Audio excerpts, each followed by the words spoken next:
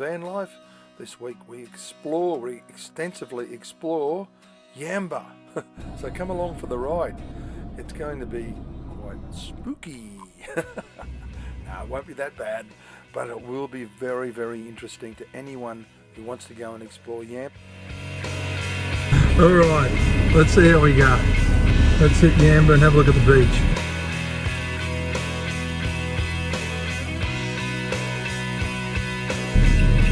Yamba Street, okay. This one takes us to the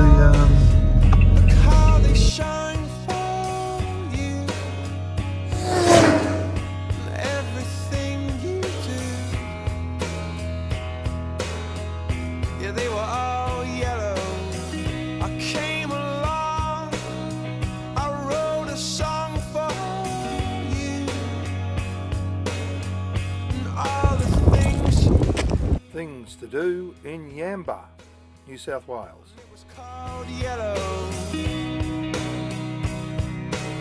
So then I took my turn. Oh, what a thing to do. It is super windy. I hope these maps help.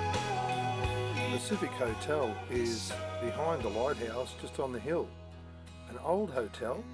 It has a good reputation as far as one of the best views you can possibly have in accommodation.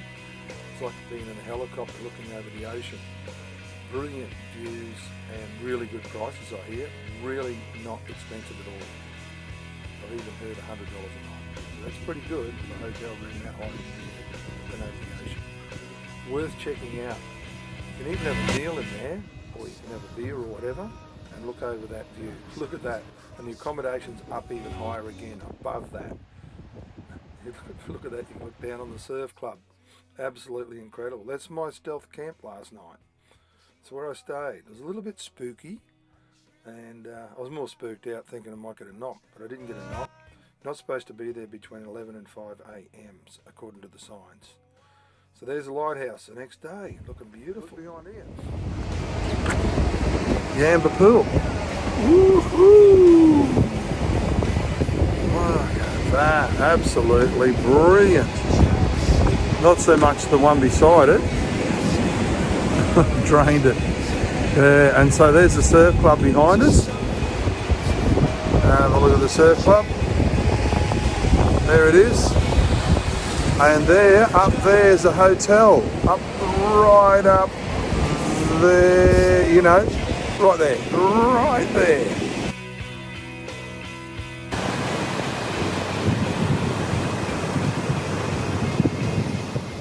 There's no shortage of vantage points to enjoy what Yamba has to offer, and the walking trails were something like a work of art. Now Gura, I went in there by mistake. It was an Aboriginal estate, and anyway, I went. Well, I've got no problems here. Yeah, I wanted a coffee. Really felt like a coffee. Drive slow. You got no problem with me. I agree with that. Surfing. I could not believe it. So I had to cook my own breakfast and my own coffee in the van. Oh, look at that. There's 240 volts in the van to make some toast. And look at that, avocado. So I can have a smashed avocado for about, $1, all up. There we go. Eating that on the picnic table outside the van. And next we'll go to Algari for the blue and green pools everyone talks about. And Spooky Beach. Woo! Spooky! Woo! Here it is, Spooky Beach. Very spooky. The bloody road was too thin, and with a big van I can't just back out because I've got heaps of people behind me. So this lady was nice enough to back, and she really didn't have a choice because she had about 10 cars behind me. And yeah, she backed out. And we got to go to Spooky Beach, which really wasn't very spooky at all.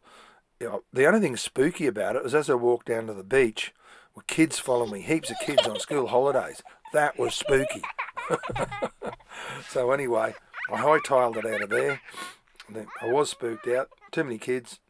You wouldn't think it by looking now, but yeah, there were. There were a lot of kids around. Not that I don't like kids, but I just didn't feel like, working inside a kindergarten for a while, or living inside one. Anyway, there we go. There's our toilet amenities there, which I took advantage of. And really, I've got a toilet in the van. Graphic details, but I just emptied my cassette toilet into there. Keeping the van light, but... So I'm at the green and blue pools, and doesn't look green, doesn't look blue, it looks brown to me. Too long. See, this is glorious. Green and blue pools. I'd say a little bit more green than blue, but it must be depending on that algae they talked about in the warning sign. There's your warnings, guys. Harmful algae may be present in this water. Contact may cause serious harm to humans and animals. Okay, let's have a look up further. I don't know how this wind's affecting the sound, but I've got all these special microphones and everything, and I never get around to using them.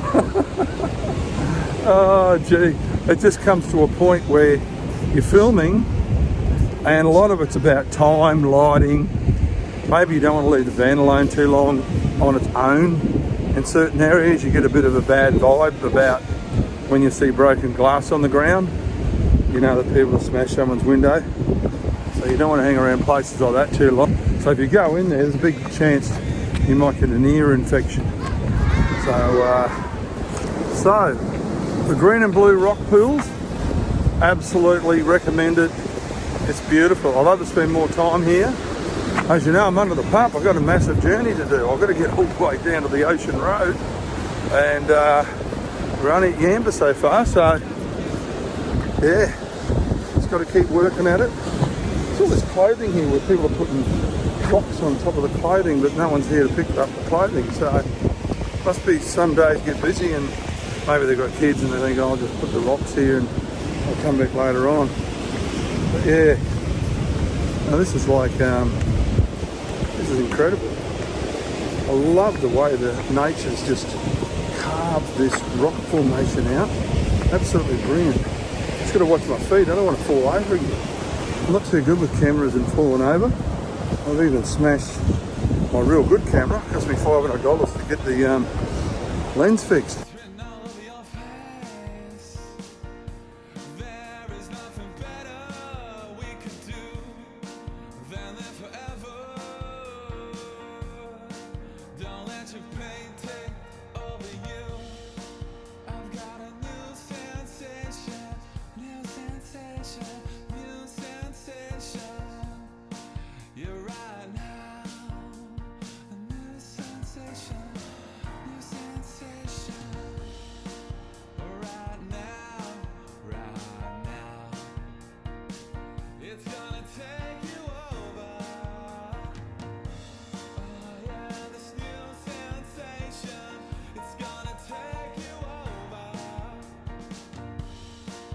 This video is pretty good, deserves a thumbs up.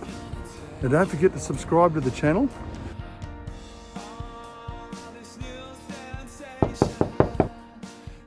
Next week, a few dramas. I'll use the motorbike lane to cross the Sydney Harbour Bridge and land up on Bondi Beach.